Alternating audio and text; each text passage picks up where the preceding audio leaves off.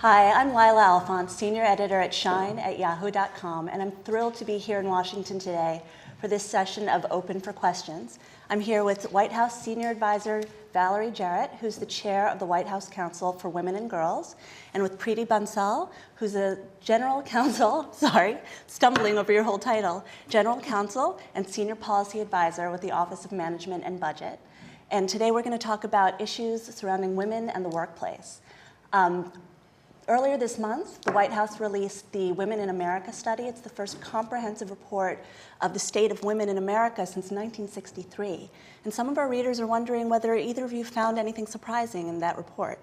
Well, I think we both did. But first, Lila, let me just welcome you to the White House. Thank Tell you. you how delighted we are that you're doing this. I'm thrilled to be here. We're hoping that everybody who is watching online is going to enjoy our conversation and will participate in the conversation, because a big part of what we want to do here at the White House is take time to engage people and make sure that they know what we're up to. In fact, as you know, I was just meeting with the president before I dashed over here, and he said to welcome you as well, and how important he thought that this report is. One, because it's, as you said, the first time we've gathered so much information. We're going to learn a lot from it. It's going to help guide many of the policies that will inform the administration, as well as, we hope, the business sector and the private, the philanthropic sector. So it's good for everyone, but it also tells us we have a long way to go. And so one of the things that surprised me, and obviously I'd like Preeta to participate in this as well, is that still, although women have caught up in so many ways, we have young girls now have caught up with boys in terms of going to college, and they're now half the workforce, women are half the workforce, but we're still in this day and time only earning 75% of what men earn, and that's so extremely frustrating. Another thing that surprised me is some of the chronic illnesses that really that women have. And even though women live longer, the quality of their life is sometimes compromised by these chronic illnesses. I know we'll talk about that a little bit more later. Well, I've been collecting questions from our readers at shine@yahoo.com. And during this live cast, I'll also be taking questions from our readers and participants on facebook.com. So if you'd like to submit a question, please go to the White House Facebook page at facebook.com/White House. Marilyn, Preeta, I'm sorry, could you weigh in on? Sure. I mean, I think as Valerie pointed out, the fact that women have made so many strides in education. I mean, women now outpace men in terms of basically all indicia of education, but yet within the workplace they continue not to be there.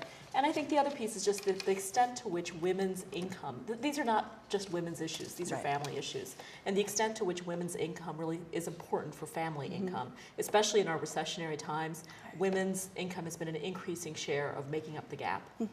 Well, what we found, interestingly, what our Council of Economic Advisors brought to our attention earlier when we had a workplace flexibility conference here at the White House, is that now 2/3 of all children are either in families where there's a single head of household, that's a woman, or two working parents.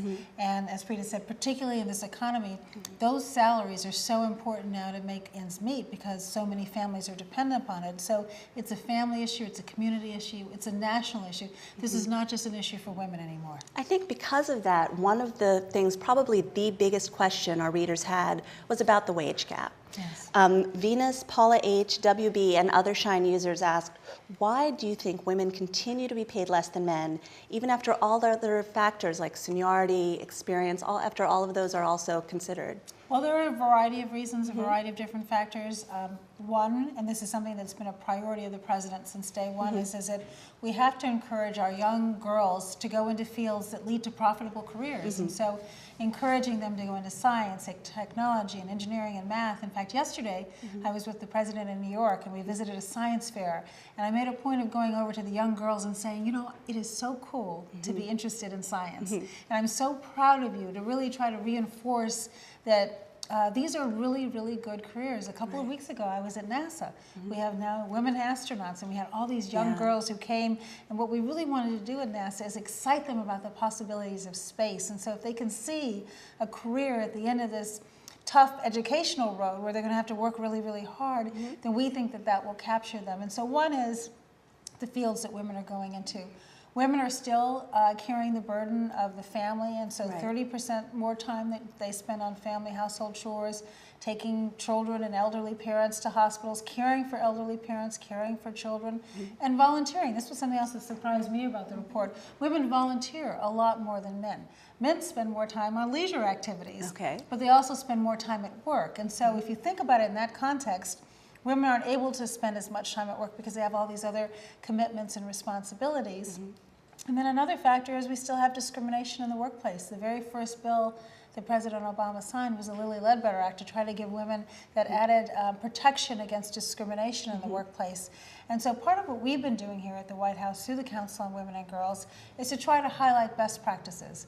Best practices in the private sector, where we now have a report that the Council on Economic Advisors released that shows that actually employers who have flexibility in the workplace are more productive. Flex time is something a lot of people are concerned about. In fact, several other users are wondering what you think, both of you think, that corporations, small businesses can do to make offices more family friendly. It seems a lot of the time that women are penalized for taking a lot of those perks that are supposed to make things easier for them. Well, the first thing you have to do is you have to talk to your workforce, and you have to really listen to what their needs are. And the most productive workers are ones who are happy and who are not feeling, I mean, everybody, I'm a single mom, and so I know when my daughter was growing up, I couldn't breathe if I was concerned about where she was. And so it's smart for the employers to really figure out what are the needs of their workforce. And one of the things that we're doing with the next phase of our analysis and our research is trying to really examine what are the needs of people outside of work. What are they trying to balance so that we make sure that we're adopting policies that create the kind of flexibility that they need for this time in our nation's history. And the needs are different today than they may have been 20 or 30 years ago. Some may be the same. And every employer has to figure out how to meet their needs of producing products and services that are going to satisfy their customers, but also doing it in what works for their workforce. And I would just add, I think one of the things the study pointed up was the extent to which flexible time is available equally to men and women currently. So again, the idea of flex work schedules is not only about women, it's about families and the choices they're making. Specifically with regard to flexible time. I mean, there's a role both for government and laws, and there's also a role, obviously, for the private sector, as Valerie pointed out. A lot of what Valerie's work and the Council on Women and Girls work has been to highlight best practices that we can do partly as a federal government, but also to spur private industry. I mean, the private sector is recognizing more and more that retaining women is about competitiveness, and it's about making sure that you reduce the transaction costs that result when you have a lot of worker turnover. So I think the private sector is increasingly open to this notion, and they're looking for good models. And so part of what Valerie's work has been doing and the president's been doing is highlighting best practices in terms of flexible work. Well, one other issue that comes up a lot when it comes to retaining women and when it comes to working parents, men and women in the workforce, as family parental leave, actually, maternity leave or parental leave, dependent care leave. Yes. Several of our readers were wondering why the U.S. is one of only 4 nations industrialized nations that don't offer it. Why is that a burden that should fall to the companies rather than to the government? Well, one of the things that we are looking at and that the president is proposing is a demonstration program in states where we actually do fund paid leave. Because it is a big step to have unpaid leave, but that's not enough, particularly for families that are vulnerable in these economic Job climates. protection as well. And having job protection is also very important. So we have made some progress, but we need to make more. And so the president really wants to let states experiment to figure out what would be the best practices and what are the needs for, and what are the reasons why people need that flexibility. What are their outside demands? And I think Preeta was making a good point that I think is generational as well. When I talk to my daughter and her friends, and she's in her early 20s, the men have the same expectations as the women in terms of flexibility. There was that report by Boston College last year about how fathers are finally coming to experience a lot of the same things that working mothers have for years. Yes. They're legitimized in one area of their lives, but not in another. Exactly, and they're demanding more.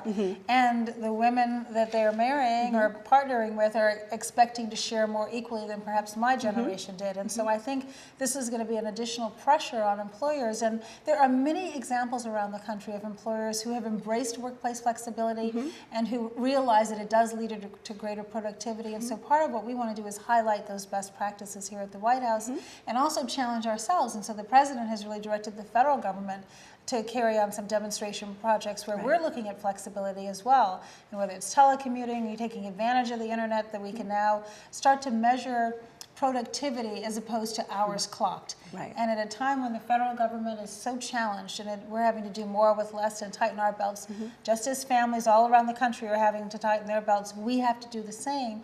And so we need to really measure, how do we get the most out of a person and not simply, punching a clock necessarily. Those are good points. Preeta, do you think there's also a budget angle to it as to why the U.S. hasn't made this kind of investment? Well, certainly, there's always a budget angle to everything. And in these particular fiscal times, I mean, as Valerie said, trying to do more with less is really the mantra. I mean, I think the president's initiative of funding the state pilot programs will go a long way in terms of demonstrating to us what will work and what won't. And then I think, a lot of our budget policy for the past few years has been evidence-based decision making. So once we have examples of programs that work well and have an ability to evaluate them, then we can decide how and when to scale them up. Great. We have a question from Elena via our Facebook page.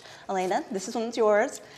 She writes, women, despite having more education than men, continue to be underemployed and undervalued. Women have less to invest in retirement security and long-term care, and also outlive men. Fewer women are marrying and having children. Who will care for women and their families as women age? Is that something that the White House currently has an initiative in the works for? Is that something that was addressed in the report? Well, I think part of what we're trying to do is start at the beginning and focus on girls. And let's put them on a path where they're going to have lucrative careers and that will lead to self-sufficiency, build retirement so that when they do retire, they aren't dependent. They can take care of themselves. So the long view is to really start with the girls and put them on this very positive trajectory. We do need to focus on senior care and elder care. More and more families, because people are living longer, are having to share in the responsibility of caring for their elder parents because they haven't really had sufficient retirement funds saved up. Something else that we're focusing on here in the White House, working with the Treasury Department, is also financial literacy. The President created a council on financial literacy, and the goal is to really help people understand how to manage their finances so they can plan for a lifetime and plan with some flexibility. That's hard at a time of economic crisis, but hopefully as we come out of this, as we are coming out of this crisis, we can equip people with the skills that they need to really make good financial plans that will last for a lifetime. And I would just add that, as you pointed out, women are living longer. Women live longer than men. That's something our report showed. It also showed that they have more chronic medical conditions. They have difficulty walking. They have more chronic needs. I think the President's Affordable Care Act and his support of the Affordable Care Act ensures that women will have access to health insurance, even without spouses. And I think that's a very important step to make sure that women are cared for in their older age. Yeah, we find that so many women don't have the kind of preventive care.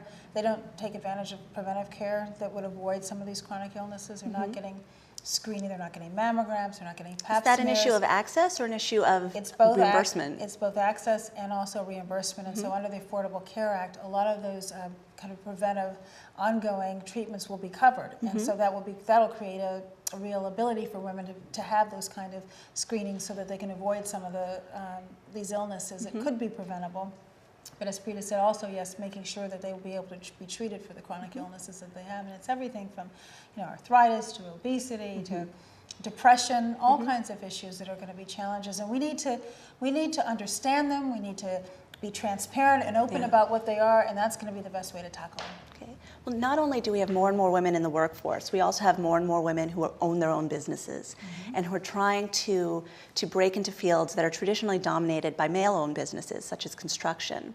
So Shine reader Angela Jones asks whether the new women-owned business set-aside programs with the SBA are going to be announced and whether they're going to have certain contracts announced and how other people can take advantage of programs like that. Well, I'm going to let Preeta go through the details, but I first want to give a real shout out to Karen Mills, our SBA administrator, who is terrific. And not only has she really worked at expanding our programs and making them more accessible and more available and raising the limits so that businesses can take advantage of our programs as they grow, because so often what happens is that the federal programs are not available at a time when you need them most. And access to capital is a very, very important quality, that ingredient that makes a business successful. And Karen has done a tremendous job of really opening up doors. She's going around the country and having programs around the country to get people involved so that they understand what's available at the federal government and how we can help them. And maybe, Preeta, you would like to talk about some of the details? Yeah, so we're really excited. This has been a huge administration priority to launch the Women-Owned Small Business Program to make sure that women have are on a level playing field in terms of getting federal contracts. And the first set of contracts under that are likely to be awarded in the fourth quarter of this year, which is when most of the federal contracting dollars go out. So we're happy that the program is in place for that to happen. I would encourage all of your viewers and readers to go to the SBA's website, which is www.sba.gov/WOSB, Women-Owned Small Businesses. Great. At that particular site, they have all of the information about eligibility, fact sheets about how to access federal contracting dollars, and a lot of the details about the program. It's something we're excited that women can compete for, and we encourage you to go to the site. It's great to have that kind of initiative for small business, but there's still a disparity in the big business side of things. There's a huge discrepancy between the number of female CEOs and the number of male CEOs. And one of the Shine readers, Winsome McIntosh, wants to know what influence the White House is bringing to bear on the lack of women at the board levels of the corporate sector. The reason why we're smiling is that both Preeta and I spent time in the private sector. Okay. I served on a number of corporate boards, and one of the priorities for us was trying to figure out ways of increasing the number of women who serve on the boards. And again, I'd make the same point I was making about workplace flexibility. It's good business to have diversity both on the board and at the senior levels. Women bring something, a perspective to the table, just the way people of color bring a perspective to the table. And in a global marketplace, and let's face it right now, all of our companies are competing in a global marketplace because of the way we're all connected now. And so recognizing that if you have diversity at all ranks of your company, you're going to be more thoughtful, you're going to make wiser decisions, more informed decisions. And so part of what we do at the White House is try to highlight the best practices and explain to everyone why it's in their self-interest. Don't just do it because it's the right thing to do. Right. Do it because it's good for business. Yeah, and I would just add, I mean, I think I'm happy you asked this question, because at the same time that the report was issued, the president issued a memorandum to all agency heads. And in that, he specifically addressed the need to spur corporate representation and representation of women at the highest levels of corporate governance. And part of what he charged was he asked the SEC to look at how they can use their existing data collections from publicly traded companies to ask information about women on corporate boards. And so we're hoping that through this initiative that there will be increasing encouragement to start complying with that. And I would also add that the White House is leading by example. I mean, we have women at some of the senior-most levels. We have Valerie Jarrett, who's a senior advisor to the president. We have a very strong Secretary of State. We have a very strong female presence on the president's cabinet. So in all of those ways, I think the president is showing that leadership by women is something that matters. And he comes by this quite naturally. I mean, think about it. The president was raised by a single mom. He watched his grandmother in the workplace. She was a banker when there were very few women in banking, and she hit a glass ceiling, and so he felt her frustrations. And he's married to a very strong and professional woman who had her own career, and he watched the First Lady really try to struggle between balancing the needs of her two small children and her responsibilities at work, and he saw how she struggled as well. And so I think this is in his DNA, if you will, and so he came to the job really committed to seeing what could we do to improve the quality of life for women and girls through all aspects of their life, from early on through being senior citizens. And that's what the White House Council of Women and Girls is all about, pulling together all of the federal agencies and departments and having them really focus on our programs and our policies and our initiatives and what legislation we proposed, to see how are we going to measure that against actually having an impact in improving the lives of the women. I find it really interesting that you mentioned the struggle for work-life balance, because it's really less balance and more juggling act for a lot of people. It certainly is, and keeping all of those balls up in the air, and you know you're going to drop one. Half of mine are under the couch, actually. Exactly, but where is that safety net? There really isn't one that people feel they have. It's not just the responsibility of the federal government or any unit of government. It's a community and a societal responsibility. And if you think about the future generation, the young girls and boys who are in school today, what kind of a world do we want them to live in? We want them to all be able to compete on an even playing field. It's why the president has made such a priority of education and increasing funding for education so that our children are not just competing with themselves here in the United States. They're competing in this global marketplace again. We need to give them the tools and the everything that they need to be able to compete effectively in this new tomorrow. We're a country that prides ourselves on innovation and new technology and being on the cutting edge so that we can invent, the light bulb to the internet of tomorrow. And so making sure that our girls are not left behind is really a priority for this administration. And you can't win the future with only half your workforce. That's a very good point. Very good point. On Facebook, Connie Raza was asking what policies the administration would advance to support working families outside of the workplace. Things like affordable childcare, ways to encourage paid time off, ways to find ways for people who are able and willing to work to actually get back into the workforce. Well, this is very important, and as more and more people have either exited the workforce because of the economy or because of demands in terms of their children or their elderly parents, we need to make that transition back as smooth as possible. And I'm going to let Preeta go through some of what's in our budget, but I think what's important to keep in mind is this is really a priority for the president, because we do need to be able to have, at a time when people are changing careers, as we retool as a society and we look to the technology of the future. Today, the president gave a very important speech about energy, how we need to reduce our dependence on foreign oil, how we need to invest in new forms of energy right here at home, whether it's wind or solar or electricity or nuclear, whatever the source of energy. We need to reduce our dependence on foreign oil by investing here.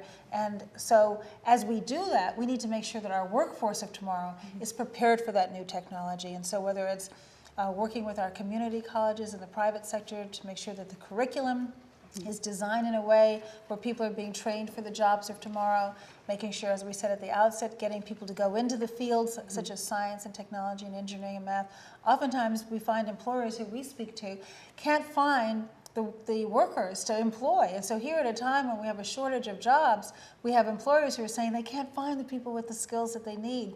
We need to match those two up. And so that's a big priority of the president as well. Preeta, you mentioned you had some points from the budget. Yeah, well, in terms of helping working families, I mean, there's the president's budget is committed to that. That's really, I think, part of the unifying principle behind all of the programs that we support. But the specific ones I want to just highlight is support for women, infant, and children, the WIC program. Oh, great. The president's budget adds a lot of funding for that at a time of tight budgets.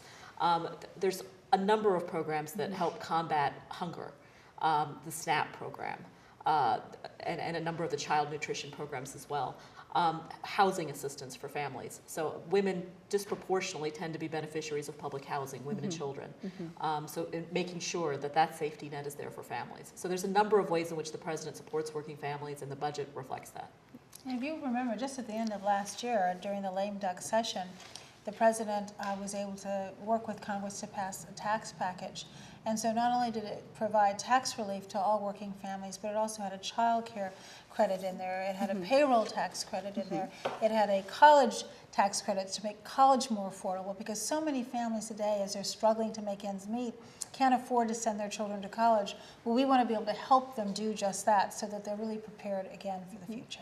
Speaking of children, another reader from Shine at Yahoo.com, his name is DJ Phoenix, says, many black girls attending schools in our urban cities are increasingly slipping through the cracks academically. They're also increasingly exhibiting antisocial behaviors and other signs of extreme mental stress. They are in need of intervention. It's a common belief that they are doing better than African American males, therefore they're all right, but that's not the case. He'd like to know if funding and special programs like those we see for African American males, urban males, single fathers, Latinos, and new English learners will be created in support of African American girls. Well, taking care of our girls is a big priority, and you're certainly right that there are challenges and there are inequities that we want to, as I said, make sure that there is this level playing field that's so important for all of our girls. And girls of color, whether African American, Latina, all have challenges that and I always say, there's nothing wrong with the girls. No. The kids are fine. It's the adults that need some work. And so what we need to do is to make sure that they are a priority and that the programs and initiatives that we have are reaching them. The First Lady has been tremendous at this, because one thing that doesn't actually cost any money is mentorship. And we are having dinner this evening with the mentors that we have here, young girls at the White House that the First Lady is inviting in. And she's inviting, as we close out Women's History Month, she's inviting in a group of remarkable women from around the country who've been spending this afternoon at our public schools talking to the girls. And again, as I said back with the girls at NASA, trying to get them excited and see the possibilities. And the First Lady is a wonderful role model. Here she grew up on the south side of Chicago, attended Chicago public schools, worked hard and became the First Lady of the United States. And so she serves as a wonderful mentor. Well, we want to get more women involved in mentorship. And part of what our STEM initiative does, and Ursula Burns, who's a CEO of Xerox, African-American woman, who is really leading this charge and saying, let's go and bring the girls into our companies when they're young and let them see what the possibilities are. That's wonderful. And excite them and try to get them going for the future. So it's not just programs and spending money. It's also taking the time, and everyone who's listening can do this in your own community. Go to a community center, go to a school, talk to a girl, one girl at a time. We can make a big difference. Well, we're almost out of time, but if you've missed any part of this, the video will be up at shine.yahoo.com. Hopefully later today, possibly tomorrow. Is there anything you'd like to add before we have to wrap up? I just want to thank you again, Lila, for your interest in this topic. It is so important that we engage everybody and that we really think and we're open to new ideas. And so if people have suggestions, please email us and let us know what your thoughts are. We want to hear what everybody has to say and how we can really, as Preeta said, and as the President says every day, win the future. Great. Preeta, anything? Yeah, thank you. Thanks for shining a spotlight on this report. And we're very excited about the report. And what we're really excited about is I think it helps to start a dialogue. And we're really looking for input from the public. And I would encourage you to go to the website of the Council on Women and Girls as well, which has not only the report, which you can download, but an extensive array of links to the federal government's data sources. And what is that website? It's whitehouse.gov/CWG. And on it, if you click on the link on data, you'll see the report and you'll see a lot of sublinks where you can really drill down. If there's a particular issue that interests you about minority women, about education, you can really drill down to the individual stats. And the idea of this was to start a public-private conversation and partnership on these issues. Great. Thank you, Lila. Thank you. Thank you very much. And thank you all for watching.